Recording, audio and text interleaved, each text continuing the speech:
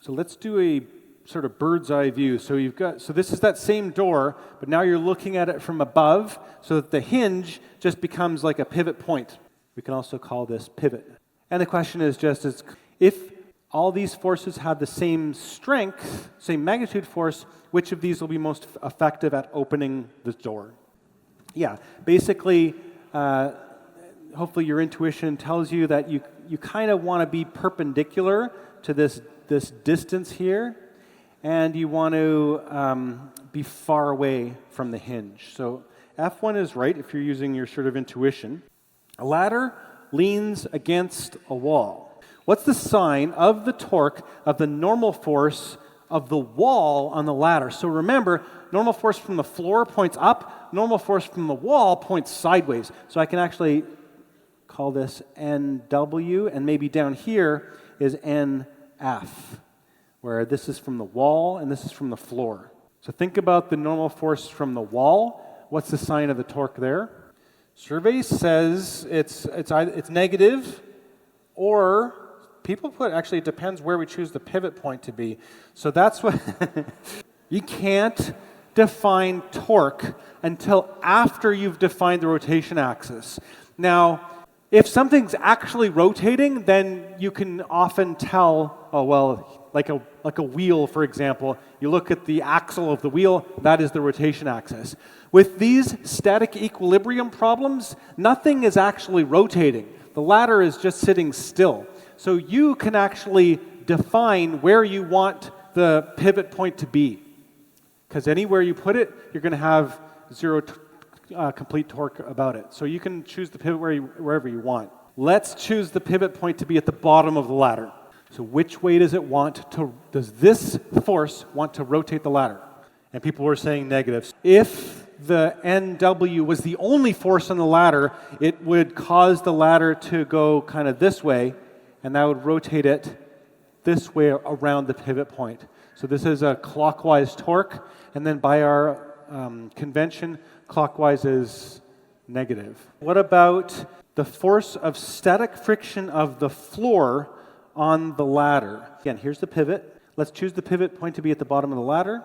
And then I think you've got a force here, normal force of the floor, and then which way does the ladder want to slip? So if you had a perfectly slippery floor, I think the ladder would slip to the right. So static friction must be preventing the ladder from slipping by pointing it to the left, Fs. And it's from the floor, so I'll put an F there. Okay, this was a hard one.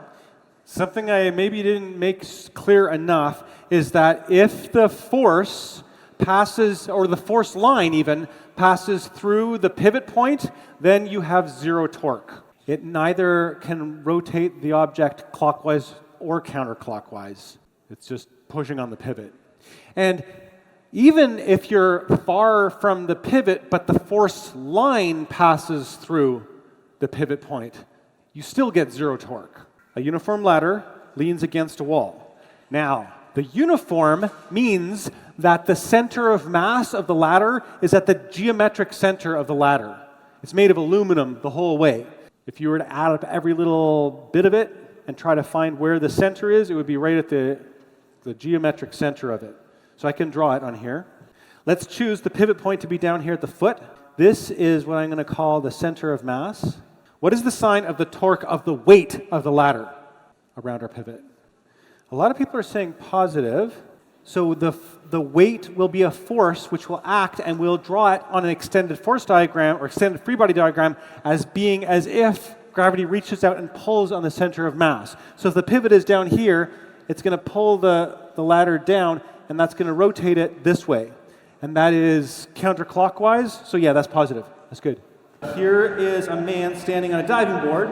The board is fixed at two places, point 1 and 2. And this is something that my kids and I do on Sundays. There's a whole family swim at the athletic center. This is 12 to 3 or something. And they open up the diving board, so you can really do this. You stand on the edge of the diving board, and it's always fixed at 2 points. So, which of the following is true about F1 and F2, the forces exerted by the posts at point 1 and 2 on the board? So, I'm thinking of the diving board as maybe the object here, and so the man's feet are, I guess, pressing downwards, some normal force is pressing on the board, and then you got F1 and F2. So A, F1 is pushing up, F2 is pulling down, B, the F2 and F1 are both pushing up, F2 is pulling downward, F2 is pushing upwards, or D, F2 may be more than one combination of pushing upward and pulling downward, depending on the mass of the man and the length of the board. So it's a little all over the place. Okay, F1 is pulling downward and F2 is pushing upward. So let's actually try to figure this out. I think the first thing I want to point out here is that maybe the man free body diagram, what does that look like? Well, the man has got some normal force pushing up and some mg of the man pulling down, right? And I know that he's not moving, so F net on this guy is 0, is n minus mg, so the n is equal to mg, I guess up. And then there's an equal and opposite force, normal force. This is the step that's often really skipped in your textbook, normal. Okay, so what they do is they just draw mg like that. So that is now the gravity force acting down on the person. But since the person is in equilibrium, it's the normal force acting up from the board on the person. And by Newton's third law, that's also equal to the normal force of the person's feet on the board that pushes down on the board. So often in your text, they skip all those steps and they just draw a downward force of mg on the board. And so then there's all these other forces. There's going to be... So this is the problem. How do you draw the forces when you don't know which direction the forces are? Because you're actually asked for the forces. So my trick here is I just make a guess. And then if I get a negative number, I know that I guessed wrong. So let's just put them the way you would think. F1 and F2. So I'm sort of assuming, I guess, that B is correct. And then hopefully I get that wrong and that C is correct. So what I'm going to do, okay, don't forget I have to choose a pivot. Let's actually choose the pivot to be, let's choose it to be 2.2, meaning this point, right? And so if you do that, and also counterclockwise is positive, then what do you have here? So you know that the torque of F2 is equal to 0 because this one's at the pivot. And then we'll balance the other torques. Also, the torque due to F1, the way I've drawn it here anyway, is clockwise. So it's negative. And the torque due to gravity is clockwise. So it's negative. Already I'm sensing a problem. I want these torques to sum up to be 0, right? Equals 0. It's going to be negative F1. So now we need a distance. Let's call this distance like x or something. And maybe the length of the board is L. That's important. So x. And then minus mg times this distance. I guess from here to here is going to be L minus x, right? L minus x. So there's a lot of minuses here, and that's when you end up with F1 is equal to minus mg times a positive number, L minus x over x. So this is negative. And what that means is that I drew the direction on my free body diagram for F1 wrong. It's not up, it actually has to be down. And if you go to the diving board at the athletic center, you always see there's like a bolt or something on that support that's farthest away from the edge of the board to hold it down. Otherwise, the whole thing's going to tip over, right? In other words, so basically, this means that F1 vector is down. And then I guess you could check F2, but I think that, don't forget that F net in the y direction is equal to 0, and that's going to be negative whatever F1 absolute value is, and then plus F2 minus mg. So F2 is going to be the absolute value of F1 plus mg, so that's positive. So I actually want to do this same exact question, but let's do an alternative method in which we pick pivot is point 1. So can you work it out that way? Well, and again, what we'll do is we'll say that counterclockwise is positive. So what will happen here? Well, again, this is x, and this is L, this distance. So you've got F1, maybe an F2. Can you still solve it? And here's mg. Well, what you'd say now is that the torque due to F1 is equal to 0. So, and then the torque due to F2, the way I've drawn it here is actually around this pivot is counterclockwise, so positive. And the torque due to mg around that left point is down, so it's clockwise. Clockwise, so it's negative.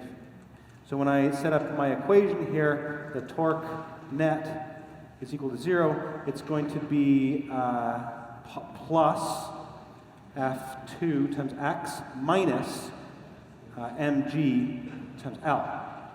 So I get that F2 is equal, is a positive number actually. It's equal to mgl over x. So that's positive. But I still don't know anything about F1. So what I'll do is I'll use F net y is equal to 0. And that's equal to, the way I've drawn F1 is plus there, plus F2 minus mg. So you get F1 is equal to, I guess it's going to be mg minus F2. So it's mg minus mgl over x.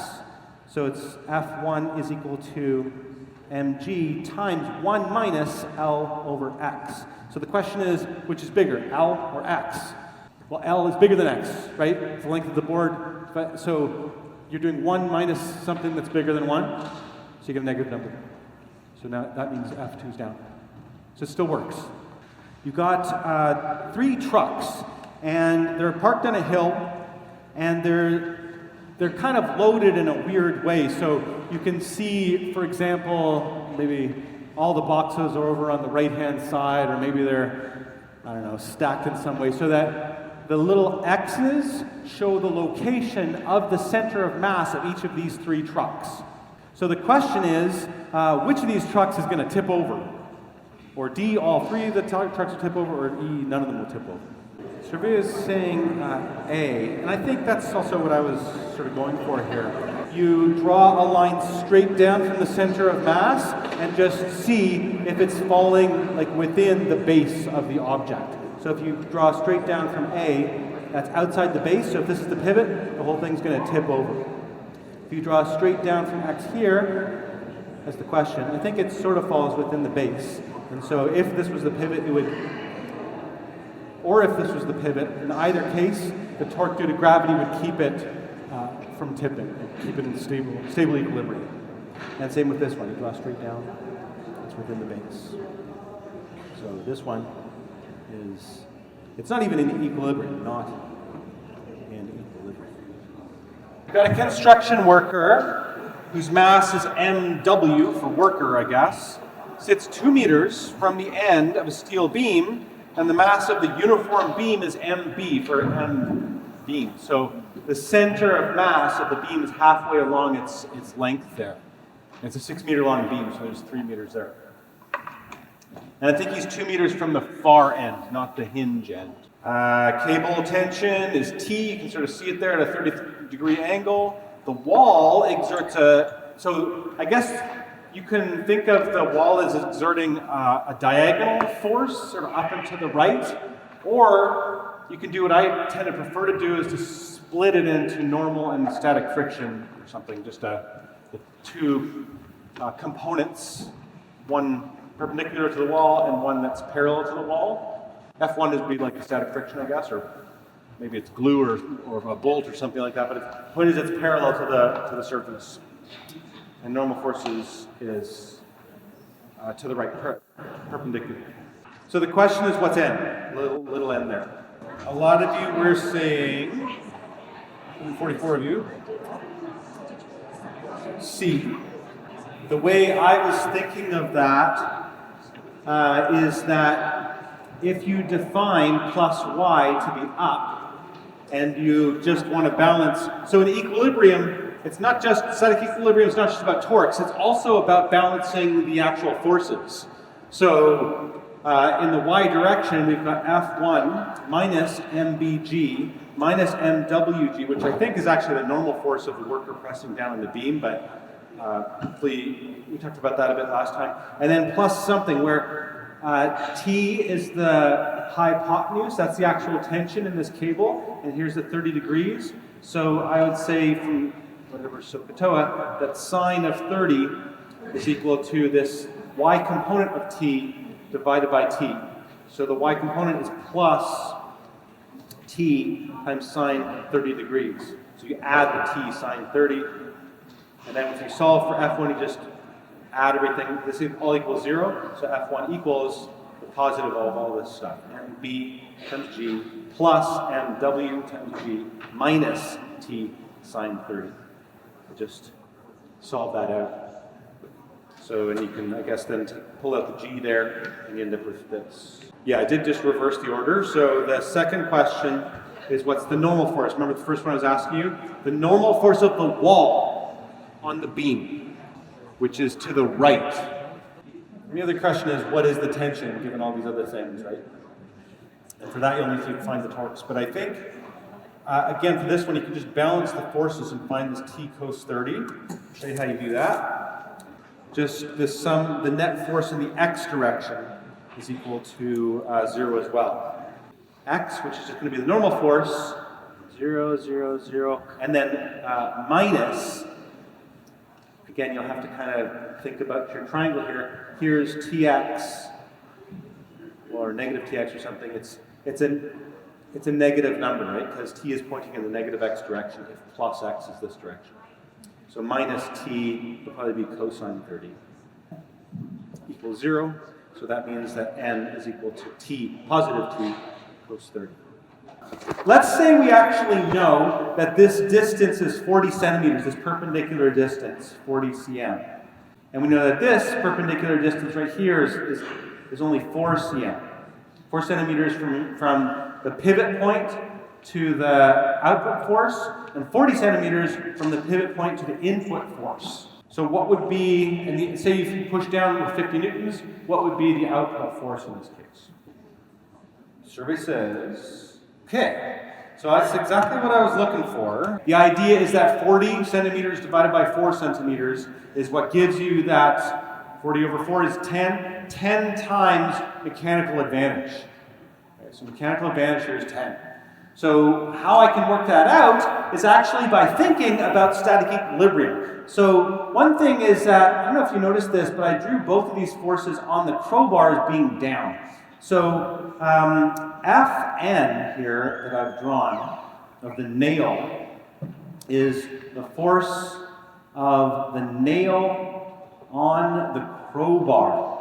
Because I'm drawing the free body diagram of the crowbar, which is, by Newton's third law, equal and opposite to the actual output force of the crowbar and the nail, right? So that's one thing you have to, I do want these to be opposite torques around the pivot, right? So to FO. So the net torque is equal to 0. So that's going to be negative Fi, r perpendicular I, plus, well, FO, well, Fn, I guess, times r perpendicular O. But this is equal to FO. Anyway, the output force here is equal to the input force times r perpendicular I divided by r perpendicular O. So it's equal to 50 newtons times 40 centimeters divided by 4 centimeters. And that's how you get the 500 newtons. So then the next question, sort of similar, same exact setup here, but the question is, how far does the nail go up if you push down the crowbar a distance of 2 centimeters? By what distance upward does the nail move, I guess? So somehow this mechanical advantage, which has increased your output force by a factor of 10, has decreased your output distance by that same factor of 10. So, and the way you can figure this out with similar triangles is, I would say that it's a little hard to picture, but if you put this down D input, and there's some little angle here, then over here there'll be like a D output with a sort of similar angle there. And when theta is small, I guess sine theta approximately equal to tan theta is equal to d input over r. This is sort of this distance here, which is r perpendicular I, and this distance here is r perpendicular O.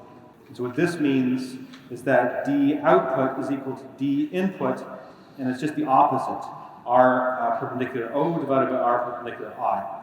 So you get 2 centimeters times 4 over 40, and you get 0.2 centimeters. So, and what this means is that mechanical advantage, it's the output force divided by the input force. Another kind of equivalent equation for that is input distance over output distance. Yeah. My name is Jason Harlow, and I hope you enjoyed this video. If you have time, please fill out the feedback form on my Google Forms available in the description to this video. There's also a link to the Google Classroom where there's a public discussion forum and a place where you can ask me a lot of questions. Also available as a link in the description to this video. I look forward to hearing from you. Take care.